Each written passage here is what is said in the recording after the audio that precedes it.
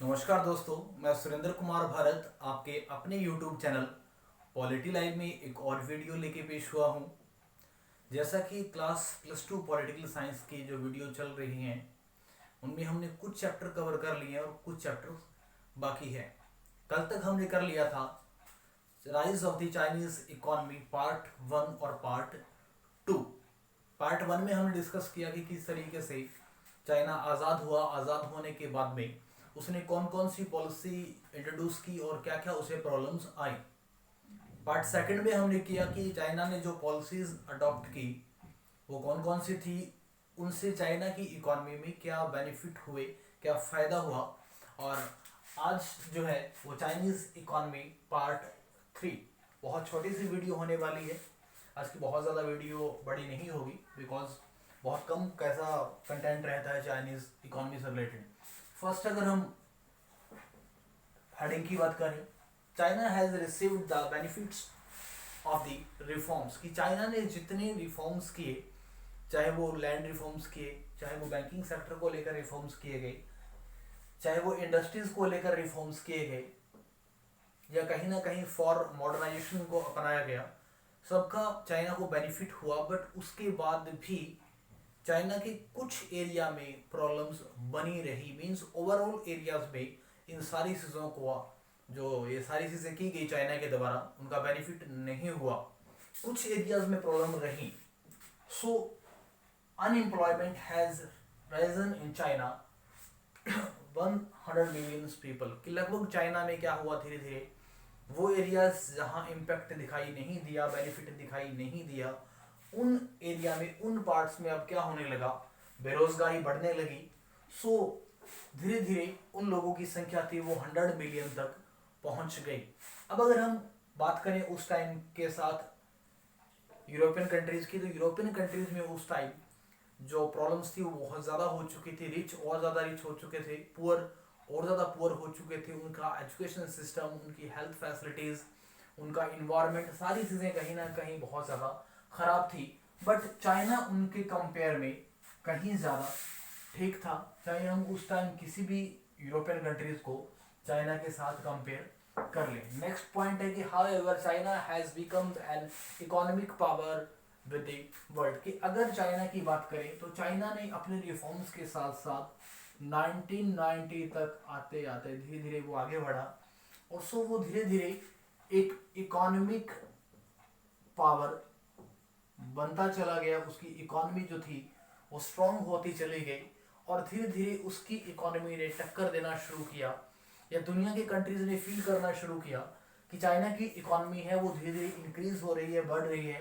और in future वो USA, या हम बात करें ईयू, या हम बात करें आसियान, या फिर कुछ और देशों की, चाहे रशिया की हम बात कर लें, कि उनको भी वो टक्कर देने वाला है।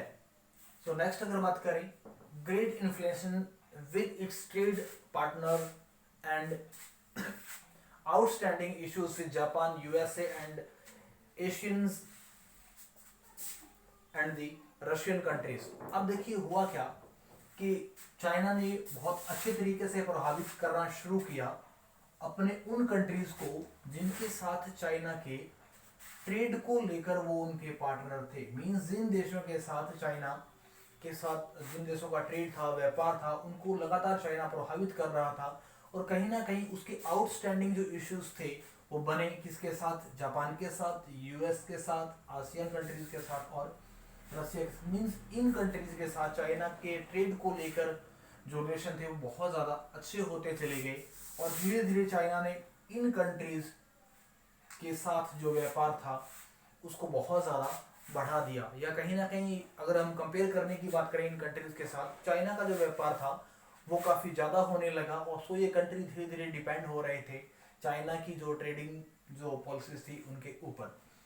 इसके साथ next, it hopes to resolve the differences या डिफरेंसेस विद ताइवान, कि बहुत जल्दी ये उम्मीद की गई, ऐसी उम्मीद की गई, ऐसी आशा की गई कि जो चाइना है वो बहुत जल्दी ताइवान के साथ जो कॉन्फ्लिक्ट हैं उनको सुलझा लेगा। जो प्रॉब्लम्स हैं चाइना की किसके साथ, ताइवान के साथ उनको सुलझा लेगा, और चाइना के साथ जब प्रॉब्लम को सुलझा लिया जाएगा, जब ये प्रॉब्लम सारी रिजॉल्व हो जाएंगी, तो चाइना और ताइवान के बीच जो रिलेशन होंगे वो अच्छे हो जाएंगे। सो इनके बीच क्या होगा, ट्रेड के जो रिलेशन है वो अच्छे हो जाएंगे, ऐसी उम्मीद की गई। बट देखिए, सारी चीज़ें अकॉर्डिंग टू दी रूल या जैसा हम सोचते हैं वैसी नहीं होती। कुछ ऐसी चीज़ें रहती है जो कहीं ना कहीं कुछ अलग दिखाई देती हैं। ASEAN faces economic crisis in 1997, China help. अब देखिए, आसियान के जो कंट्रीज थे उस टाइम, कब, 1997 के आसपास, आसियान कंट्रीज में क्या हुआ, इकोनॉमिक जो क्राइसिस था वो दिखाई दिया। मींस इनकी जो इकोनॉमी थी वो बहुत ज़्यादा खराब हो रही थी, और इस टाइम क्या किया, आसियान की सहायता की किसने, चाइना ने। और चाइना ने सहायता करने के लिए क्या किया, बहुत सारी जो पॉलिसीज थी, योजनाएं थी, उनको बना डाला कि आसियान की किस तरीके से सहायता की जाए। अब देखिए, जब सहायता की गई तो आसियान की सहायता के साथ साथ उन्होंने क्या किया, चाइना ने कुछ और कंट्रीज के लिए भी पॉलिसीज बनाई, और उन पॉलिसीज में अगर हम रीड करें, कोशिश करें, उन पे नजर डालें, तो investment and the aids policies, उसने क्या किया, इन्वेस्टमेंट पॉलिसी बनाई। इन्वेस्टमेंट पॉलिसी का मतलब कि दूसरे देशों में चाइना ने क्या किया, पैसा लगाना शुरू किया। वो किसी भी रूप में हो सकता है, चाहे वहाँ इंडस्ट्रीज बनाई, चाहे वहाँ की सरकार को एज ए लोन दिया, चाहे वहाँ पे चाइना ने एजुकेशन सिस्टम के अंदर अच्छा किया, या हॉस्पिटल्स बनवाए, कुछ भी। मीन चाइना ने कहीं ना कहीं इन्वेस्ट की पॉलिसी अपनाई कि दूसरे कंट्रीज में हम क्या करें, इन्वेस्ट करें। इसके साथ चाइना ने क्या किया, ऐड किया। ऐड का मतलब होता है कि उन कंट्रीज की मदद की गई बाय दी चाइना। कौन कौन से कंट्रीज, लैटिन अमेरिकन कंट्रीज, कौन से कंट्री, लैटिन अमेरिकन कंट्रीज, इसके साथ साथ अफ्रीकन कंट्रीज। अब ऐड दी गई कहाँ कहाँ, लैटिन अमेरिकन कंट्रीज और अफ्रीकन कंट्रीज में। इसके साथ साथ are increasing project it as a global player on the sides of the developing countries, की जिन डेवलपिंग कंट्रीज की हम बात कर रहे हैं उनकी तरफ से जो चाइना था उसकी सिचुएशन काफ़ी अच्छी थी, चाइना बहुत ज़्यादा अच्छा था, या चाइना की जो सिचुएशन थी और कंट्रीज से बहुत ज़्यादा बेटर होती चली गई। अब बात कर लेते हैं 2020 की, कि जैसे ही 2020 की बात करें, चाहे कोरोना के जैसी महामारी की बात करें, उसका इम्पैक्ट हर किसी देश में दिखाई दे रहा है, चाहे वो कोई भी देश है। ट्रेड के ऊपर बहुत सारी प्रॉब्लम्स आ गई हैं, बट चाइना है उसने बहुत जल्दी ओवरकम कर लिया है अपनी जो बीमारी है उसके ऊपर, कोरोना वायरस के ऊपर, और लगातार ये अपनी डेवलपमेंट की ओर ध्यान देता आ रहा है। तो ये थी all about the rise of the Chinese economy. Part 1, part 2 मैं ऑलरेडी अपलोड कर चुका हूँ, पार्ट 3 आज देर रात तक अपलोड हो जाएगा। बट इसके बाद भी अगर फिर भी किसी को लगता है कि मुझे कहीं डाउट्स हैं जितने चैप्टर्स मैंने पढ़ाए हैं, तो वो मेरे पर्सनल नंबर 9017133971 पे, ये मेरा व्हाट्सएप